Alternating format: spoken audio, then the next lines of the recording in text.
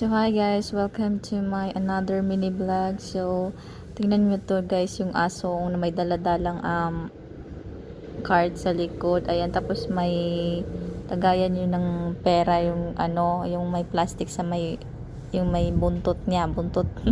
Anong buntot? Tapos yun yung amo niya, yung naka-purple si tatay. Dalawa yung aso, nauna na yung may relo sa yung kulay dilaw. Ayan, dalawa.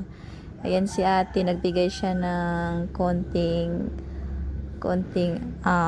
tulong. Tapos ako din, pero yung anak ko po yung pinahulog ko, pinalagay ko doon sa Sabi ko sa kanya, ilagay mo doon anak.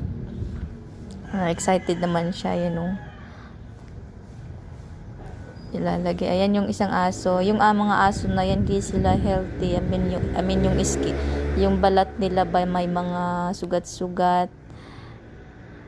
Tingnan mo parang yung mga, basta may sugat-sugat sila.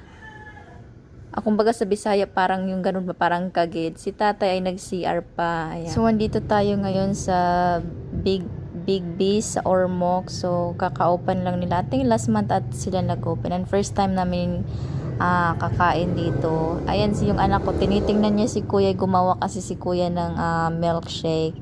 Tapos ang sabi ng manager ata yan nila na yung anak ko, pinapatong niya sa upon para daw makita ng anak ko ng maayos yung ginawa ni kuya. Yummy!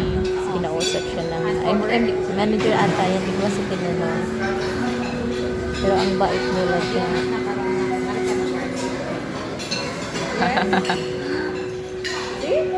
It's very easy.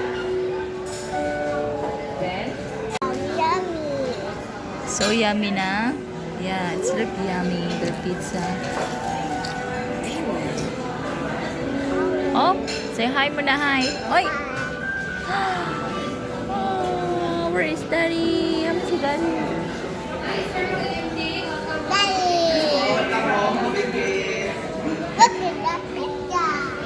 Pizza, daddy. Look at that. Yummy. Pizza, your favorite.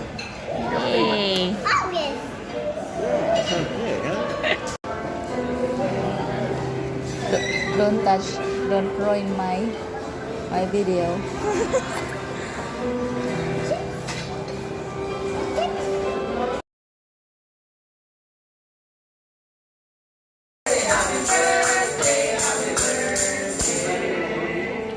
Finish na.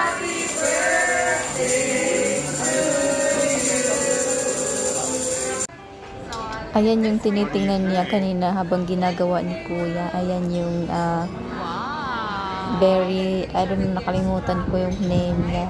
Basta ayan.